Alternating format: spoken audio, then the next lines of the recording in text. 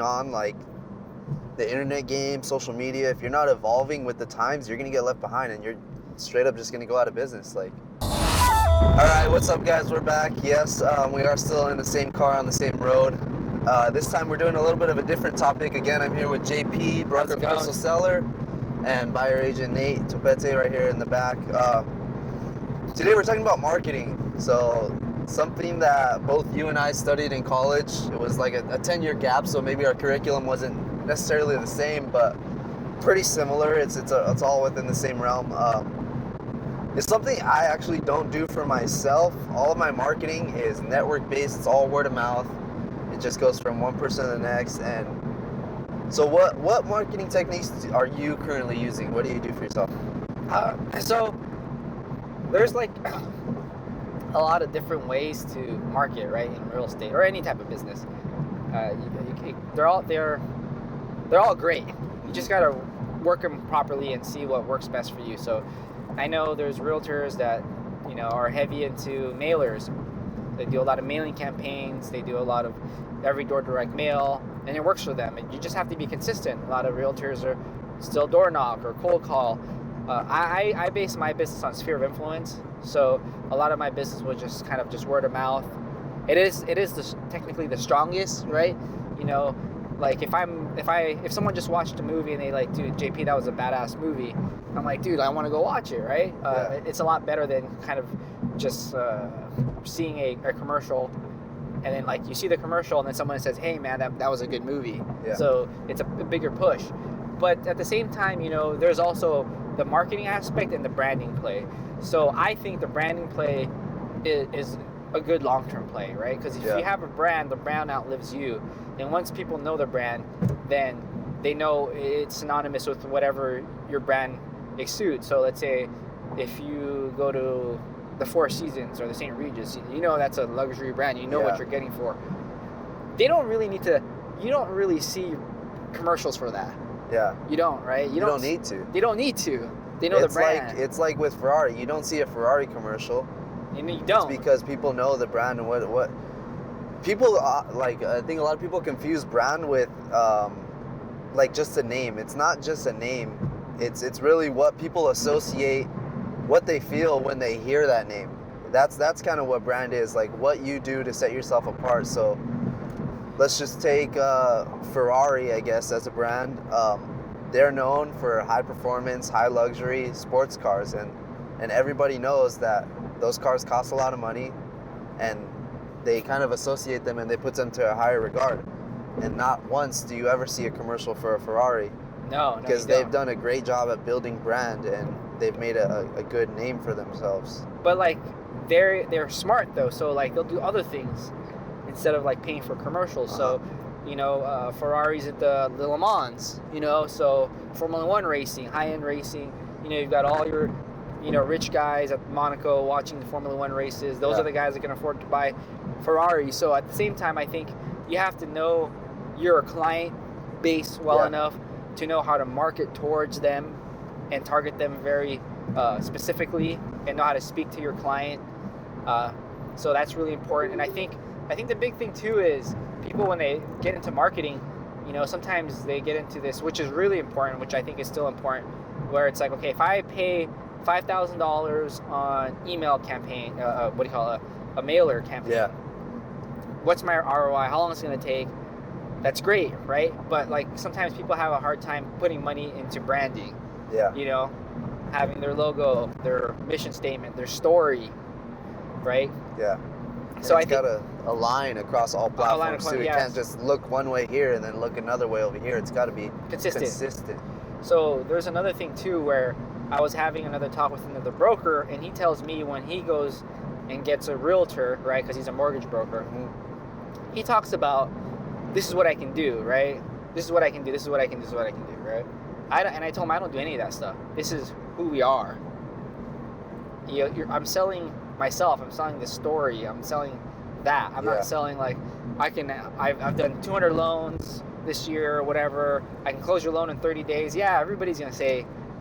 Yeah. Everybody can say I can close your loan in 30 days or whatever it is. But what makes you different though? Yeah. Well, yeah, what makes you different, especially in a profession like yours or any service-based business? So if you're like a car dealer, a real estate agent, a mortgage broker, anybody who's doing sales, really, you can't really differentiate yourself all too much as far as what you can do. Like, sure, I can get you a good deal on a car, you can get me a good deal on a car, but what's different is you as a person. So I guess what you're doing is you're selling yourself, you're marketing yourself. Yeah, I think. Well, I had my coach here at the core. The kind of cool thing that I just listened to one of their kind of like videos, and it's kind of in line with what I'm trying to say. Is at the end of the day, imagine a world where it's the same realtor, you got the same tools, you got the same everything, right? What's the difference? It's you. You're the product. I'm the product. They're you choosing to work with me because of me, right? We all have access to the same homes on the market, right? There's nothing really different there, you know. Nathan over here can pull up 5-bedroom, 2-bath, 500,000 square feet in XYZ neighborhood, and I can do the exact same thing, right? And in the day, what's the difference? What's the only difference between the house that's being shown by agent A or agent B? It's the agent that's showing the house, right? Not the house. That kind of brings me to the next point. You know, everybody, especially on social, everybody's like, this is the way they market. Oh, for sale, just listed, in escrow, closed escrow, this and that. It's like, okay, you know, anybody can kind of do that, but you don't really differentiate yourself that way. How do you try and stand out? Like, instead of doing that method, what's something that you try and do? Okay, so like the branding play, right? So I try to think of the type of client I want to work with, right? And what are their interests, right? And how do I speak to them? So like I don't like just post on your just listed, just sold, you know, like I like suits, right? So I did a little video clip on me going out and getting, you know, just a fitted for a suit, kind of the process of it. And in turn, it's more engaging, right? Yeah. So like a guy that, you know, that likes that stuff, relates to that stuff, and says, hey, if I want to work with a broker or a realtor, I want to work with that guy because he speaks my language, you know? So I think the biggest thing too is getting to the client before they're going to sell or buy, because when they're ready to sell or buy, they're already going online, filling out websites and talking to realtors. What you want to do is be in their head before that. Where when they're gonna call you first. So they watch that video, the content you're creating, and it speaks to them, and it's consistent. So when they're ready to do that business, they're gonna call you instead of like going on Google. Right. It's because they're buying into you, like you said before. Yeah. Okay. So what are some techniques that you've tried in the past that didn't work well for you in terms of marketing? Is there anything that you maybe tried, and not to say you didn't try them long enough so they didn't work, but something you didn't really see too much of a return on, at least for real estate? For me, door knocking. I mean, I tried it. Maybe I'm just not good at it. Maybe I just don't like walking. I'm just not consistent enough. That wasn't a really good turnout for me. I tried straight cold calling, super cold calls, what you would call like for sale by owners, expireds. That didn't really work well for me. Open houses work well for me. Sphere of influence works well for me, and social media, online, has worked well for me because people see it, and then, you know, they think about me when they want to do business, and it helps me stay on top of mind. Okay. So those are the things that don't and do work for me. But just because it doesn't work for me doesn't mean it won't work for you.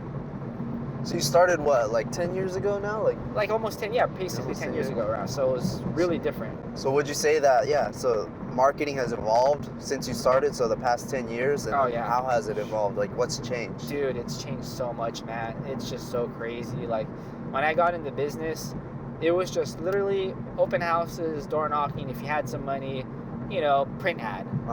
That's where it was. Yeah. I remember pushing, you know, if you know anything, it's a small. I started as a family business, so pushing my mom to build out a website was the most difficult thing to do. Super difficult. Yeah. Super hard. But I was one of the first people to kind of like, I don't know if I was one of the first, but you know, I got an early head start with my business Facebook page. Yeah. doing Facebook ads, you know, and this was Beginning.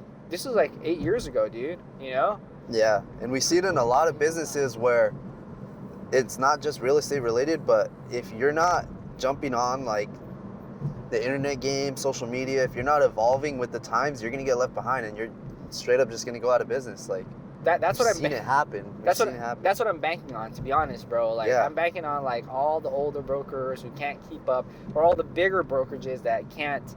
The ship is too big, so they can't get everybody on Yeah. another boat to They kind of can't- go in that direction. they can't change direction quick Right. enough. My ship is smaller, and I mean we're not young where it's like we're a year old, but we're younger still. Uh-huh. So that's what I'm banking on. I'm hoping that that the older brokerages can't keep up with the changing times and kind of times. adapt. Yeah. Adapt. Yeah. Okay. And would you agree that a well photographed house, and I don't even take your photos, I don't take your real estate photos, you have another photographer who does a great job at it, but would you say that his photos not only help sell the house, but they also generate more leads for you? I think definitely 100%. Because I have a listing that I took over with another agent. And it was a significantly priced home. It's still on the market, so I don't want to say so much, but it was over $1 million, definitely, right? Uh-huh. And you guys probably know which property it is. And what I my navigation.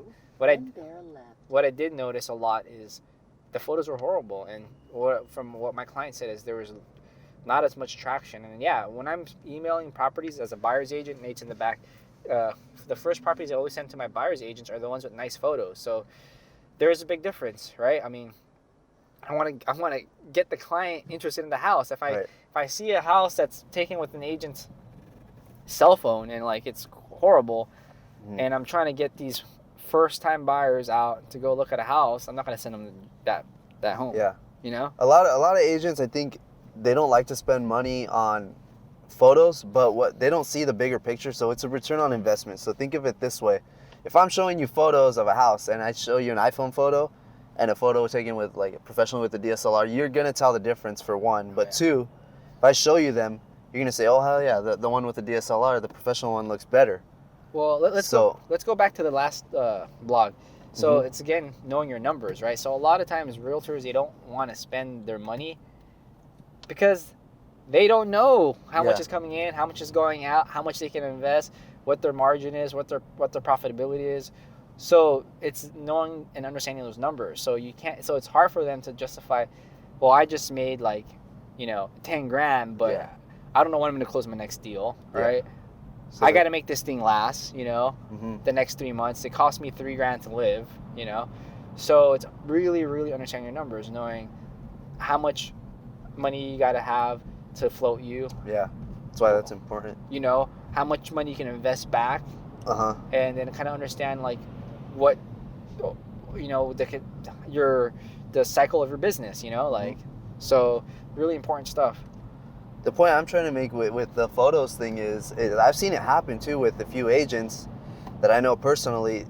When you take well photographed photos of a home, it gets a lot more people in the door because it looks a lot better in photos, and people want to show up. They'll show up to the open house, and let's say rather than mobile photos where you get maybe 2-3 families in the house at the open door, now you've got 7-9 families show up at an open house, and then boom, you captured all that information. So now you have more clients. 7 to 9 more leads, and then it just so turns out that they're ready to buy. They may have an agent that they don't like, or they may not have an agent.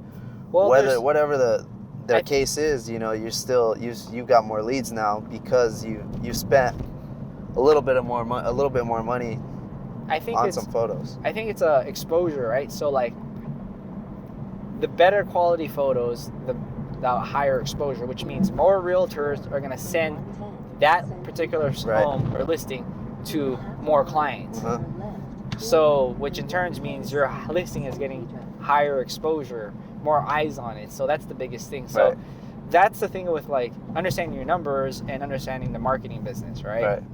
So I understand that, a lot of realtors are like, they're not running it a business the way it should be ran. Right. You know, They're not looking at every little detail where they should be. The bigger picture of Mhm. it. Yeah. They kind of think a little more short term instead of long term. Yeah. Okay. Cool. So that concludes our little marketing talk. Thank you. We're stuck in traffic now, but we'll have another podcast coming out soon. All right. See you guys later.